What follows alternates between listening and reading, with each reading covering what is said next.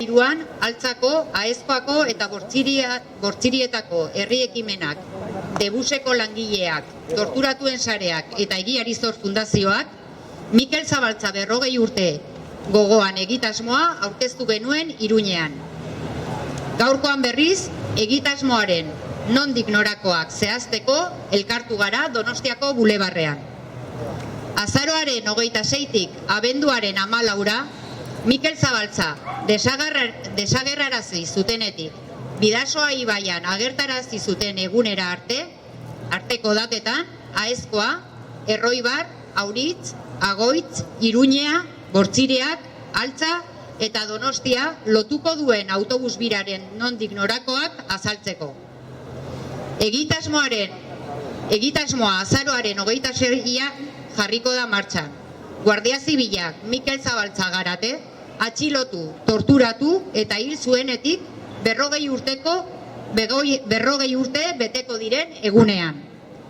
Goizean, Mikel Zabaltzaren omenez, Intxaurrondon jarritako plakaren aurrean, antolatuko dugu ekitaldia, 19 eguneko dinamikari hasiera emanez. Arratsaldean, Donostiako bulebarrean emanen diogu hasiera dinamikaren ardatz izango den autobus birari. Azaroaren 28 arte bertan mantenduko delari. Azaroaren 30ean iritsiko da autobus erakusketa Orbaizetako Olara. Mikel Zabaltzaren jaiotetxe aurrera.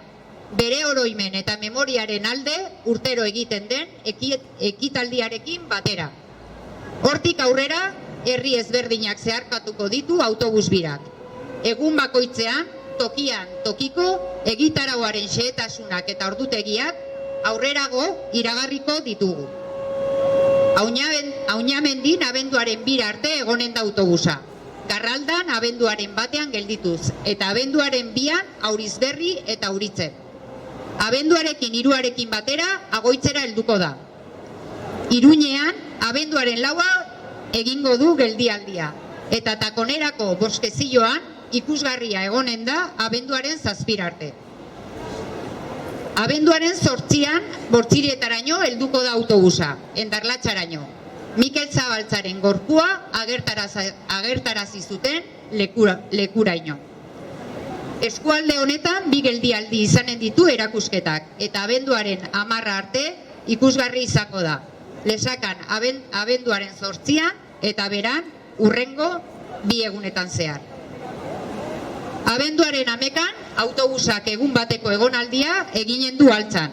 Donostian bizi zenean Mikelen auzoa izandakoa. Abenduaren 12an eta 13an Donostiako Debuseko kotxeretan egongo da autobus erakusketa. Mikel Zabaltza Donostiako autobus publikoen langilea zen atxilotu, torturatu eta hil zutenean. 2 eguneko egonaldia egingo du hor erakusketak. Debuseko langileentzat ere ikusgarri egon dadin. Abenduaren 14ean Debuseko langileek Donostiako bulebarrera eramanen dute autobusa bueltan. Hemen ez dago gidaria. Non dago? Zioen orain dela 40 urte, Mikel Zabaltzaren lankideek autobusetik zintzilik udaletxeraino eraman zuten pankartak. Protesta ikoniko hori, gurera berriro ekartzeko asmoz, autobusari harrera egin eta ibilaldia amaiera emateko ekitaldi nagusia antolatuko dugu Donostiako bulebarrean. Horregatik, Euskal Herriko jendearteari deialdi berezi bat egin nahi diogu hemendik, abenduaren 14ko ekitaldira hurbildu eta autobusari harrera jendetsu bat egiteko. Memoriaren haritik tiraka sortu dugun egitasmo kolektibo honekin, Mikel desagertua egon zen 20 egun, horiek gogora ekarri nahi izan ditugu. Baita 40 urte hauetako borroka eta herri memoria balioan jarri ere. Hori litzateke egitasmo honen lehen hanka.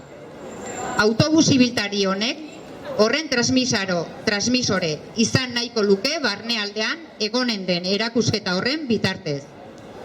Mikel Zabaltza kasuaren inguruko 10 testigantza ezberdinekin osatua, bertaratzen denak panelen zein ikusentzuteko edukien bidez, sakondu ahalko du 40 urte hauetako pasarte ezberdinetan.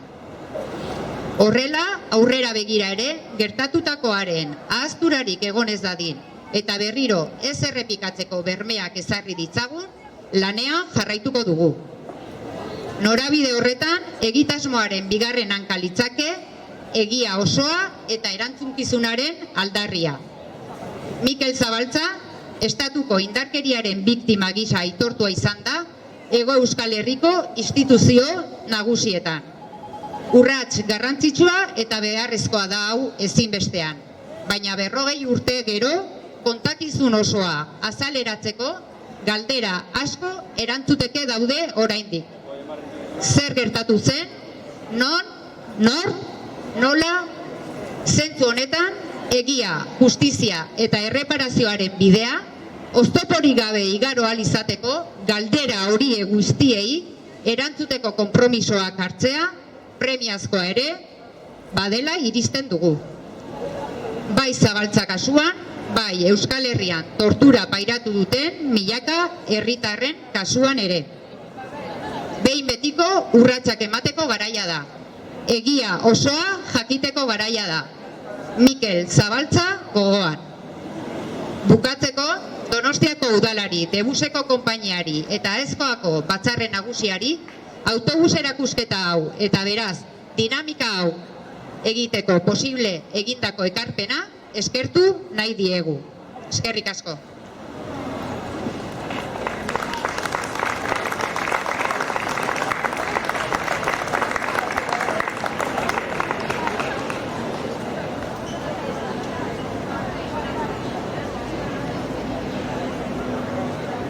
El pasado 28 de septiembre, las iniciativas populares de Altza, Aezkoa y Burtiriac, la plantilla de Debus, la Red de Personas Torturadas y la Fundación Eguía Arisor presentamos en Iruña la dinámica Mikel Zabaltza, 40 urte gogoan. Hoy nos hemos reunido en el Boulevard de Donostia para concretar los detalles de la misma. Entre el 26 de noviembre y el 14 de diciembre, fechas entre las cuales estuvo desaparecido Mikel y apareció en el río Bidasoa, un autobús recorrerá Aezkoa, Erroibar, Auriz, Aoiz, Iruña, Burtiriac, Altza y Donostia. Así pues, mediante esta comparecencia queremos explicar los pormenores de esta gira en autobús que pretende extender la memoria del caso Mikel Zabaltza y a las generaciones venideras. El proyecto se pondrá en marcha el 26 de noviembre, día en el que se cumplen 40 años desde que la Guardia Civil detuvo, torturó y asesinó a Mikel Zabaltza Gárate. Por la mañana organizaremos un acto frente a la placa en homenaje a Mikel Zabaltza en el Chaorrondo, dando inicio a una dinámica de 19 días. Por la tarde comenzaremos en el Boulevard de Donostia la gira en autobús que será el eje de toda esta dinámica y que se mantendrá hasta el 28 de noviembre en la capital guipuzcoana.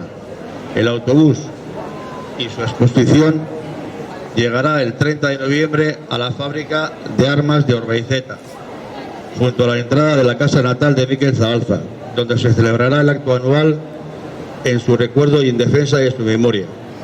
A partir de ahí, la gira en autobús recorrerá diferentes pueblos y pronto daremos a conocer los detalles y horarios de las distintas actividades del programa local de cada día.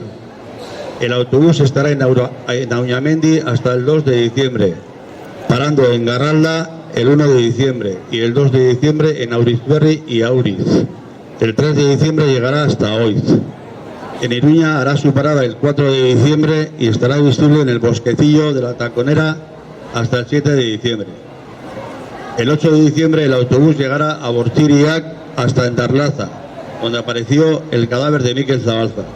El autobús, que tendrá 2 paradas en esta comarca, se podrá visitar hasta el 10 de diciembre en Lesaca el 8 de diciembre y en Vera los 2 días siguientes.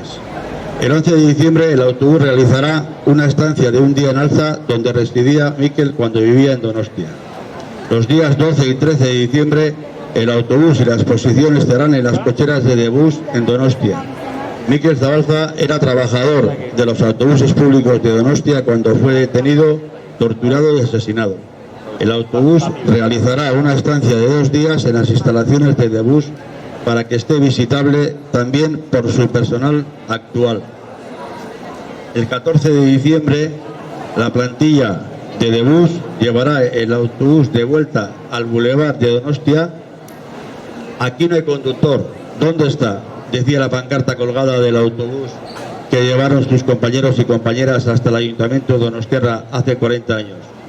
Con el objetivo de volver a reproducir esta icónica protesta, realizaremos un acto central en el Boulevard de Donostia, donde se recibirá el autobús y se cerrará la gira.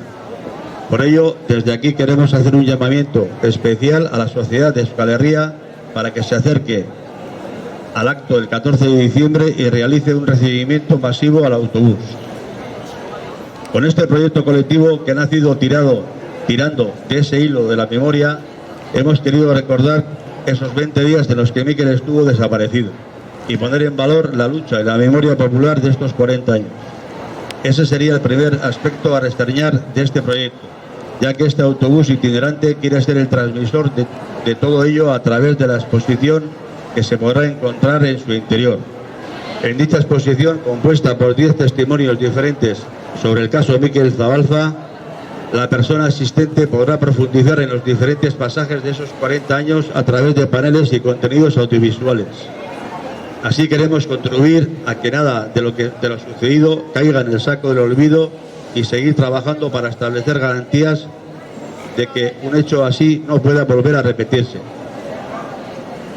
En este sentido, el segundo aspecto a reseñar del proyecto sería reivindicar la necesidad de sacar a la luz toda la verdad del caso y exigir la asunción pública de responsabilidades. Mikel Zabalza ha sido reconocido como víctima de la violencia del Estado en las principales instituciones de Hego Euskal Herria. Este es un paso importante y necesario, pero aún quedan muchas preguntas por responder para que todo el relato salga a relucir. ¿Qué pasó exactamente? ¿Dónde? ¿Quién? ¿Cómo? En este sentido, creemos que también es necesario asumir compromisos para responder a todas esas preguntas y poder transitar sin obstáculos el camino hacia la verdad, la justicia y la reparación, tanto en el caso de Mikel Zabalza como en el de miles de personas que han sufrido la aplicación de la tortura en Euskal Herria. Después de 40 años es el momento de dar pasos definitivos para conocer toda la verdad. Mikel Zabalza gogoan.